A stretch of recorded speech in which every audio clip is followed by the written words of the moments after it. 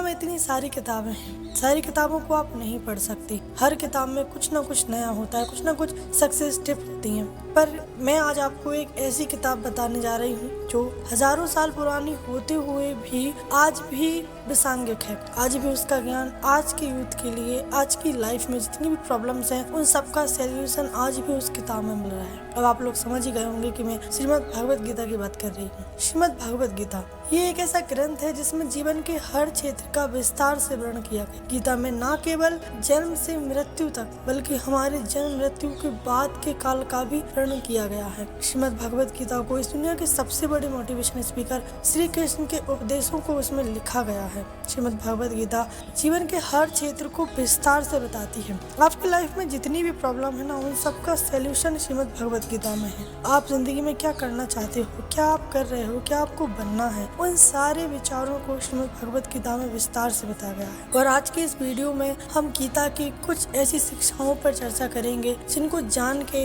आप सचमुच इस बात पे आ जाओगे कि नई दुनिया की सबसे अच्छी किताब श्रीमद् भगवत गीता ही है। अभी आपको लग रहा होगा कि मैं इतनी तारीफ क्यों कर रही हूँ। श्री कृष्ण कहते हैं कोई भी अपने कर्म से भाग नहीं सकता, कर्म का फल तो भुगतना ही पड़ता है, इसलिए अच्छे कर्म करो ताकि अच्छे फल मिले। ये बात हम सभी जानते हैं कि हम जीवन में जो भी काम करते हैं उसके रिजल्ट हमें मिलते हैं। हम अच्छे काम करेंगे तो अच्छे रिजल्ट मिलेंगे और बुरे काम करेंगे तो बुरे रिजल्ट मिलेंगे। ये बात हमने कब जानी? जब हम काम करना सीखे, तब हमने अपनी लाइफ में कुछ किया या फिर हमारे बुजुर्गों ने हमें सिखाया कि आप हमेशा अच्छे काम करोगे तो आपको अच्छे रिजल्ट मिलेंगे। सेकंड है, ज्यादा खुश होने पर और ज्यादा दुखी होने पर निर्णय नहीं लेना चाहिए, क्योंकि यह दोनों परिस्थितियां ही आपको सही निर्णय नहीं लेने देती।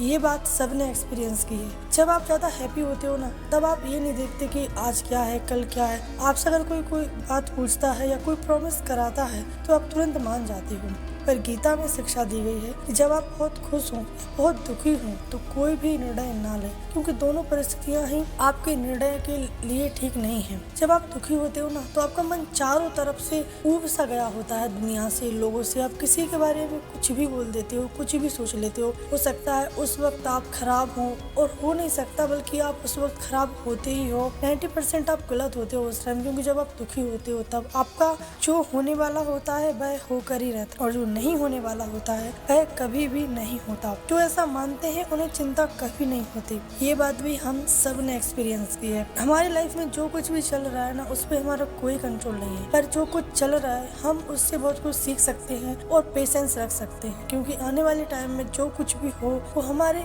आज के कर्म से हो। मतलब आज हम जैसा कर्म करें वैसा ही कल हो। हमारा ना तो आज पे कंट्रोल है ना कल पे, इसलिए ना तो कल की चिंता करो और ना आज की। अपने सारे कर्मों को भगवान को समर्पित कर दो। चौथी सीख है, सही कर्म वह नहीं जिसका परिणाम हमेशा सही हो, सही कर्म तो वह है जिसका उद्देश्य कभी गलत ना हो। देखो, एक एस्पिरेंट 1 साल बहुत मेहनत करता है, बहुत पढ़ाई करता है, एग्जाम देता है, उसका सिलेक्शन नहीं होता। और दूसरा एस्पिरेंट 1 साल पढ़ाई करता है, मेहनत करता है और उसका सिलेक्शन हो जाता है। तब वो एक एस्पिरेंट दूसरे एस्पिरेंट से कहता है कि मैंने भी तो ऐसे ही पढ़ाई की, फिर मेरा सिलेक्शन क्यों नहीं हुआ? तब दूसरा एस्पिरेंट कहता है कि तुमने पढ़ाई की, तुमने सिर्फ इस उद्देश्य से पढ़ाई की कि मुझे सैलरी मिलेगी, सुख सुविधाएं मिलेंगी, मेरा रिजल्ट हो जाएगा। पर मैंने इस उद्देश्य से पढ़ाई नहीं की। मैंने ये सोचा कि जब मैं इस सर्विस में आऊंगा तो मैं लोगों की भलाई के लिए काम करूंगा, जाऊं नहीं जाऊं पर फिर भी मैं लोगों के लिए ही काम करूंगा, इसलिए मेरा सिलेक्शन हुआ। अब आप समझ गए होंगे इस मेरी लाइन का क्या मतलब था। पांचवी सीख है, धरती पर जिस तरह मौसम में बदलाव आता है उसी तरह जीवन में भी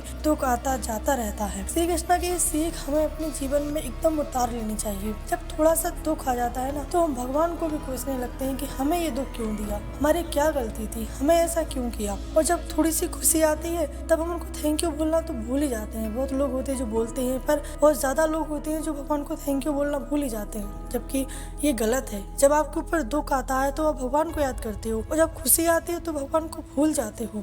ऐसा नहीं है। सुख दुख मौसम की तरह होते हैं। कभी भी दुख में ये नहीं सोचना चाहिए कि नहीं अब सुख कभी नहीं आएगा, ऐसा नहीं है। रात के बाद सुबह होती है। और जब आप खुश होते हो तब ये नहीं सोचना चाहिए कि नहीं अब दुख कभी नहीं आएगा, दुख भी आएगा। दोनों का संगम, दोनों में बैलेंस जरूरी है। देखो, अगर सिर्फ दिन रहेगा तो क्या हम दिन में काम कर सकते हैं, और सिर्फ रात रहेगी तो सिर्फ रात में कैसे रह सकते हैं? दोनों जरूरी है, दिन भी जरूरी है और रात भी जरूरी है। छठवीं सीख है, मानव कल्याण ही भगवत गीता का प्रमुख उद्देश्य है, इसलिए मनुष्य को अपने कर्तव्यों का पालन करते समय मानव कल्याण को प्राथमिकता देनी चाहिए। आपने ऐसे बहुत से लोग देखे होंगे जो सिर्फ अपना फायदा देखते हैं, दूसरों का फायदा या दूसरों का नुकसान देखते ही नहीं। उन्हें लगता है कि बस हमारा बैग पैसों से भर जाए, बाकी लोगों का जो भी हो सो होता रहे। पर ये सरासर गलत है। गीता में भी इस बात को बताया गया है कि श्रीमद् भगवत गीता मानव कल्याण के लिए है और मानव कल्याण के लिए ही इसमें सारे उपदेश, सारी शिक्षाएं दी गई हैं ताकि मनुष्य को पता चले कि उसको अपना जीवन कैसे जीना है। सेम वैसे ही